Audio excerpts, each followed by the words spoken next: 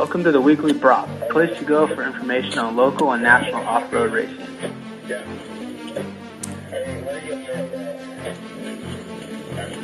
We have some exciting stuff planned for this year, including guest interviews, season previews for OMRA cross country and GP racing, the Team Taurus Mega Crown Series, and some insight on the GNCC, WORCS, Enduro Cross, and the National Enduro Racing Series.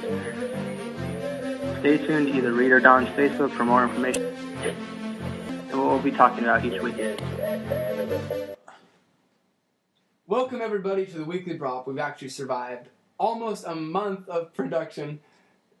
I don't know what this guy's doing. Ventriloquism over here. So, we're on episode 4 of the Weekly Braaappp, which is, I think it's pretty cool. I think it's pretty great. We're getting through things and we're doing a good job. Hey, we got some giveaways.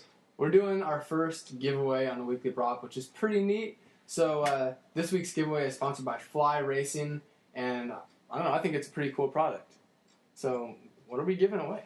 Some Fly Racing 907 cold weather gloves. They're pretty bitchin'. I wore them the other day. I went riding. I got a picture of it. Snowing, 2 inches of snow. Keep your hands really warm. They're awesome. So, basically, it's like, these aren't just your normal glove with just more material on them. It's like, they're pretty high tech. They're neoprene on the top. So when you're riding, you know, you're getting beat with snow or rain or just cold air.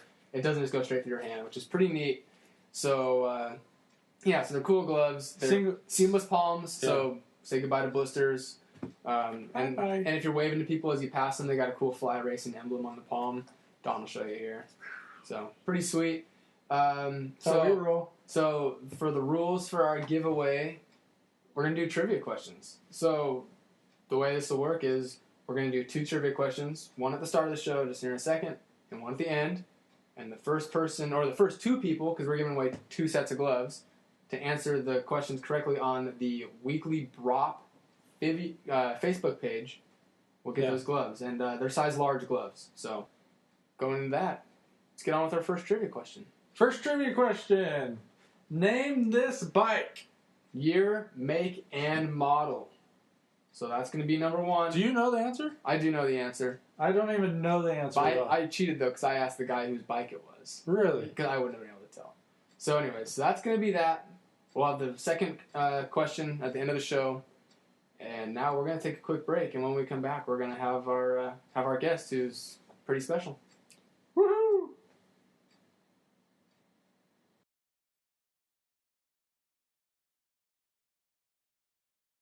All right, everybody, welcome back to the Weekly Braaappp. We got a really special guest for us this week. We got Jason Rains on the Skype interview. So first of all, I'd like to say thanks for coming on, Jason. We really appreciate it. Hey, thanks guys for having me. It's a real pleasure to be with some guys in the Northwest. You know, that's where my roots are at, and I'm really looking forward to this interview. All right, so for the people that don't know you, where you're from? Born and raised in Belfair, Washington, small town. A lot of people know Belfair as what I'll call you know, that's where there's a huge trailhead there. Trail runners come in and out, left and right, you know, on the weekends. So people know Belfair as a big riding area. And, you know, I live, you know, about 3 miles from right downtown Belfair. So it's, you know, I grew up in the trails, and, you know, just for everybody to know, I don't ride at Belfair. I mean, I don't ride up there. There's too many people. So I pretty much just ride at my house and come home a couple times a year. But, you know, I miss Washington every time I come home. You know, I wish I could still live there. But yeah, I'm still a Northwest guy to the roots. Nice. Sounds like Belfair is like a Oregon version of Browns Camp, or Washington version of Browns Camp. I don't know if you've ever heard of that, but just a bunch yeah, exactly. Yep. Bunch of weekend warriors. That's what it is. It's four-wheelers and UTVs, and, you know, coming in tractor trailer fulls, and, you know, people get hurt out there all the time. There's no direction. That's one thing I've noticed about a lot of the parks we have on the East Coast is everything's directional, which makes it pretty relatively safe. Definitely. So, do you still have property then back here in the Northwest? Yeah, you know, me and my wife got married 5 years ago, and she's from Washington too. She's a motocross legend. Before we got married, was Emily Norton. She was one of the top women motocross riders in Washington. And we first got married, she's like, well, when you're done racing, you know, we're moving back home. So we bought 10 acres there in Belfair and, you know, developed it, and now it's turned into a what I'll call a parking area for my track. And, I have a really good track in Washington. We have a good group of guys that ride up there. A lot of the guys that ride the Team Tortoise races and all the anime stuff, they use it for training. We got a good motocross track. We got a good little woods loop. And so, yeah, I definitely still got some roots. And I tell my wife all the time, I'm moving back home one day, but, she likes the weather too much back here. So that is one of the big questions I want to know. What made you move to the East Coast? It was kind of a funny story. For me, growing up, watching Randy Hawkins, Scott Summers, guys in my generation, Ty Davis, those are my heroes. And I went to 6 days in 94, and then 97 was kind of my breakthrough year. I was on the junior team with Mike Lafferty, Robbie Jinks, and Brian Garahan, a few other guys on that team. Did really good, got a gold medal. And, I graduated from high school that year, and I told Dad, I said, Dad, my dad asked me, what do you want to do? Go to college? You want to work for me, take over the family business, or, what do you want to do? And I said, well, I'll tell you what, I want to, move up to the back east for 1 year. My goal is to do it for 1 year, to say that I did the GNCC series, and then I'd come back home, go to school, and, get a normal job and, live a happy life. But, so I tell a lot of the kids from Washington, I'm like, that one chance that I took, turned into, I've been back here since 99. It turned into a long-term, long-term plan that never would have happened if I wouldn't have took that first step. So you mentioned that when you were done racing, you were thinking of moving back initially, but it sounds like you've got some pretty big stuff going on now with the Reigns Riding University. What can you tell me about that? Yeah, we're really, it's been about a 4-year, I guess I've been doing it for 4 or 5 years now. My first ever students were Stu Baylor, who's XC2 champ. My other first student, I'll call it, was his brother, was Grant Baylor. He was the GNCC 250A champ and the overall amateur in the GNCC series. I worked with those kids. Those were my first students. Their dad called me up. Big Stu called me and said, hey, Jason, my kids need some training. Can you help them? And, I never trained anybody before. You just, when you get to a certain level, you just ride. You don't know how you ride. You just ride. So I started breaking things down. I worked with Stu and Grant. And they said, man, you do an awesome job. Let me, I'll tell some of my buddies. And a couple of their buddies came, and then it kind of enveloped into what it is now. And for me, I guess at this point in my career, I still race quite a bit, but for me, the win for me anymore is to see the look on the people's face that come to the class that, we do a lot of things that are lap times so they can see their improvements. And, I've seen riders come to the class and on day one gain anywhere from 15 to 25 seconds in a 3-minute track, just by, some of the things we work on. So for me, the race win for me anymore is to see the look on people's face. And then, with the training and stuff, there's a lot of intricate aspects we work during the class. What I'll call day one, we work on the basic coordination, the foundation, just like building a house.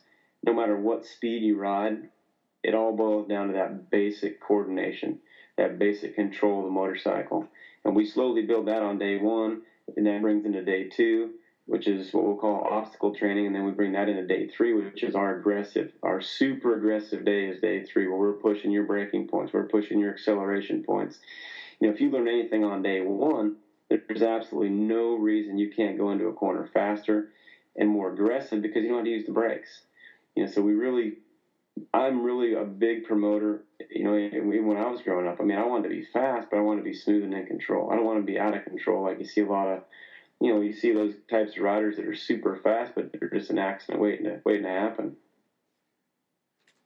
Yeah, most definitely. It seems like, there's people out there that are really fast, but they're just not in control. And it seems like you give them the fundamentals to understand that, and, you provide that, that they understand a lot about that. Well, a lot of things. One of the biggest things I see is obviously the physical conditioning side of racing. For me, when I was racing full-time, 110%, the easiest time of the week was the race. You kill yourself so much during the week that you can't wait to show up to the race. Yeah. The physical training side, this is what I promote the classes. in my lifetime, and I see Paul Whibley go through it too, where, I mean, Paul works his tail off the bike, but when he's on the bike, he is working to be better on the bike. He's not riding to be in shape. He's in shape from working off the bike. Yeah. So, one of the key sayings is, practice doesn't make perfect. Perfect practice makes perfect. When you're out there practicing, if you practice the proper, techniques and the proper fundamentals, you're more likely when you show up to a race for it to happen naturally. Muscle memory, to where you're just riding the dirt bike, you're looking ahead of you, and your body works exactly like it's supposed to. Now, if you practice bad habits, then when you race, you're just gonna, you're gonna keep those bad habits. So the goal is to practice good habits. So when you race, it's a natural reaction. You just move and ride. There's no thought process. Yeah. So as far as your classes are concerned, is there a website people can visit where they can find out the locations and dates of when you might be in their area? Yeah, we do classes all over, from, obviously Washington, Oregon, Idaho. I don't really go down into California too much just because, honest opinion, I mean, I don't ride the desert. I've never ridden the desert. I'm not good in the desert, so I'm not going to be teaching something that I feel that I can't help somebody. But we travel all over the United States, and the website you can go to is rainsracing.com, and all the listed locations. And if there's some place that you'd like us to come, we're always open to suggestion to come to different locations. So now, speaking of Rains Riding University, that's a new title sponsor of a new GNCC team, which is pretty exciting. How did that all come about, and what's the story? It's kind of a weird deal. I mean, me and Keith Obermeyer from Obermeyer Yamaha have been throwing around the idea for a number of years.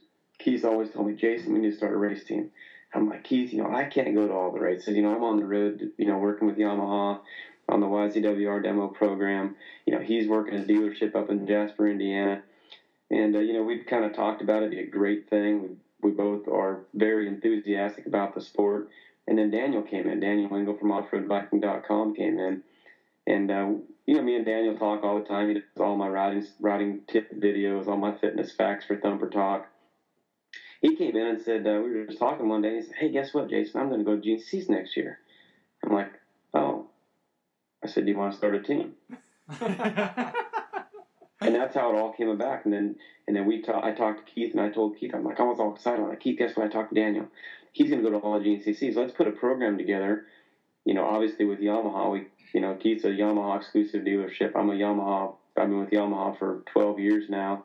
I said, we got to go with Yamaha. So our first call was to our boss at Cypress, California, with Donnie Luce, and we pretty much presented the program, and that's kind of how it all started. And then, I started talking to my sponsors, and my biggest obstacle when we first started this was, letting the sponsors know, okay, we have Rains Riding University and the YZWR off-road demo program. That's completely separate from the Obermeyer Rains Riding University offroadviking.com team. And once we kind of got that in play, everything's really fell into place. Yeah, all my sponsors that have been on the team or been on my YZWR off-road demo program and the Rains Riding University program, they all stepped up. And they stepped up for the new team. And we've definitely, I feel, created a new thing in the industry. Where you have Suzuki dropping out, you have Kawasaki dropping out a few years ago in the GNCCs, you have, Geico dropped out this year, the GNCCs, and you see our team come in, a new team, XC2 only, that is for Yamaha. It's a pretty cool thing, and not only on the XC2 side, but we have a full amateur team. We have a total of 10 riders on the team. We have, in the XC2, we have Brad Bakken. He's going to ride national enduros for us, as well as GNCCs in the XC2 on a YZ2D2 stroke. We have Morgan Moss, which unfortunately Morgan's been hurt, had a knee injury, so we had to replace him until he's healthy with Jed Haynes. Jed's going to ride XC2 with the YZ250F, as well as the National Hare Scrambles. We have Drexel Payne, who's riding 4-stroke A lights on a YZ250F. We have Cooper Bailey on a YZ450 riding Open A. Corey McDonald riding YZ450 Open A. We have Zach Nash on a YZ252 stroke and 250A. We have Leanne Peng on a YZ 250F in the women's class, Jordan Milbauer on a YZ 125 in the women's class, Zach Ponder on a YZ 85 in the 85 class, and also Cody Ruckel on a YZ 85 in the youth class. So we have pretty much every model that Yamaha makes, and we're looking forward to the new introduction of the 2012 WR with the fuel injection, and we're looking at putting that on, putting one of our riders on that for 2012 as well. So what you guys are doing is basically doing the stepping stone for them to go to the X2 class. Like you guys are. That's right. And that was our goal with Yamaha. So you know what? We're the grooming program for the M Pro XC1 front row guys. You know, like our goal with Brad Bakken and Jed Haynes and Morgan Moss and even down to Cody Ruckel and Zach Ponder. I mean, the 85 guys. I mean, look at those guys someday are going to be the guys to beat. So that's our goal, is to bring them through my program, show them a training technique, the diet and nutrition, give them the support they need, and hopefully one day those will be the flagship guys that will take over the GNCC series one day. Yeah, it's pretty cool. I think a lot of what we're seeing, like what you guys are doing, is you guys like the first people in off-road to be doing kind of like what the motocross world has been going to, like going more, I don't want to say satellite team, but maybe smaller teams that are getting riders when they're really young and then bringing them up. So, I mean, I don't want to call pro circuit small, but they just signed like Adam Cincerillo to a deal until he's his first year out of the pros. So, yeah. I mean, it sounds like you guys have got like pretty like cutting edge stuff for off-road, which is really neat. And then running 2-strokes and 4-strokes on your XC2 class, how did that come about? Because I'm a big 2-stroke fan. I got all excited last year when guys in the national enduros were running 2-strokes. So was that a rider choice or something that you guys just wanted to make sure you got one out there? Or what was up with that? Well, I really feel the 2-strokes as you feel. I mean, I rode a 4-stroke for a couple of years and had good results on it, but deep in my heart, I'm a 2-stroke guy to the end. So we had the riders pick their bikes, and from our side, I feel the 2-stroke is hard to beat. I mean, it works good in about every different situation. It's easy to maintain. It starts every single time. Not saying nothing against the 4-stroke guys, but I feel you see it in the national enduros. I mean, the 2-stroke is making a huge comeback, and even through the demo program, our number one ridden bike throughout the year in the Yamaha demo program was the YZ 250 2-stroke.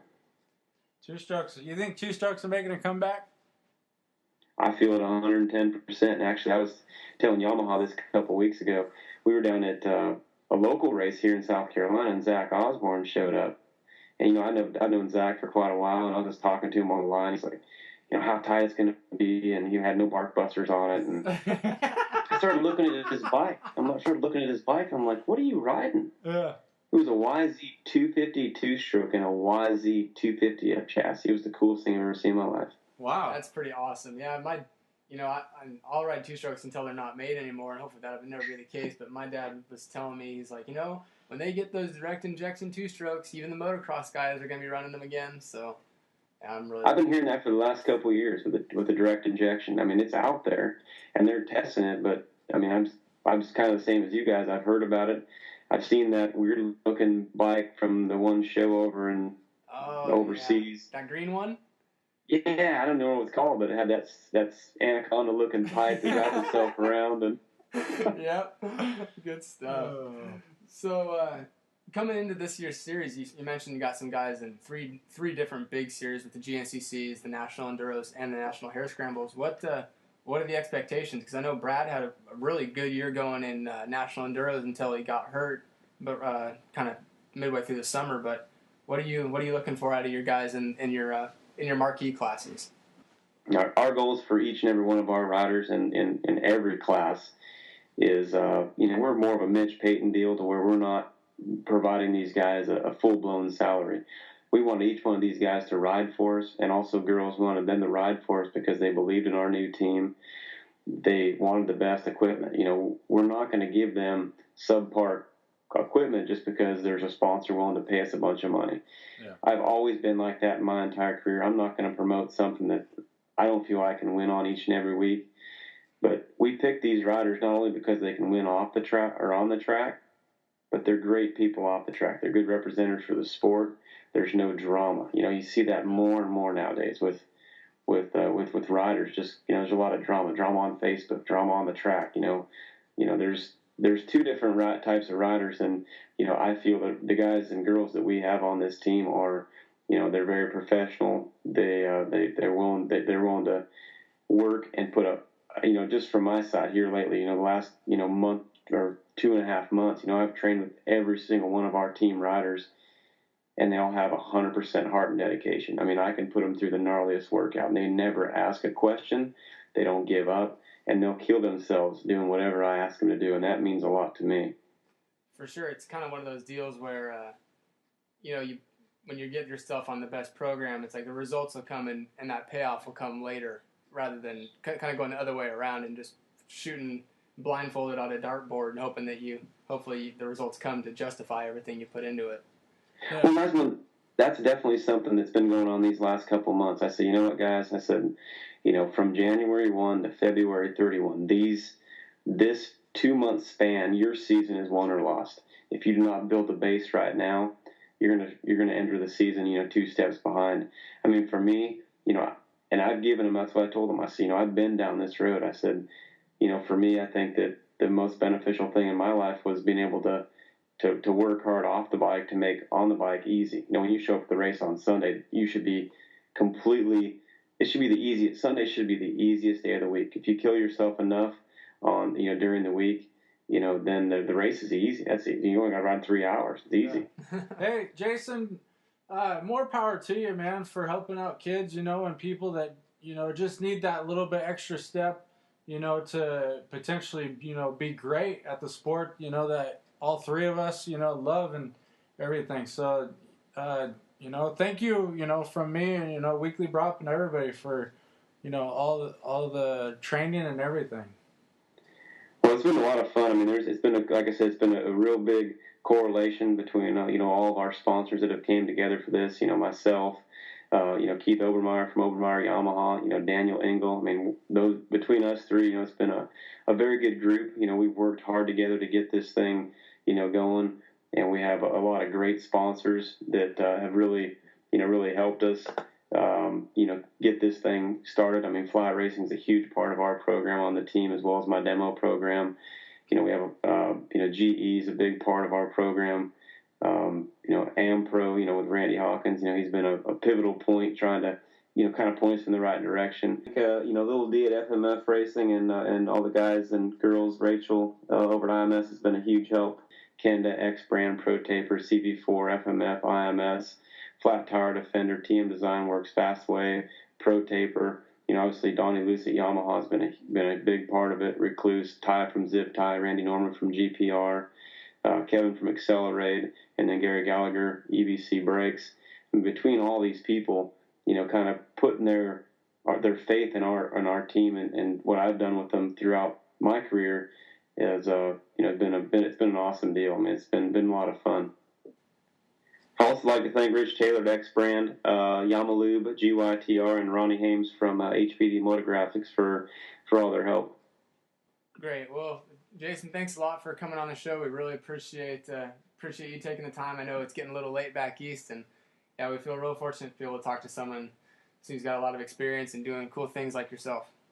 Well, cool deal, guys. I appreciate having me on, and we look forward to seeing you at some Mega Crown races and some Team Tortoise races and NMA, and some also hope to see you guys at Big Sky and be out there again this year. All right, sounds good. Well, we'll talk to you later. All right, thanks. Thanks a lot. Well, we'll be back with more from the Weekly Braaappp in a minute.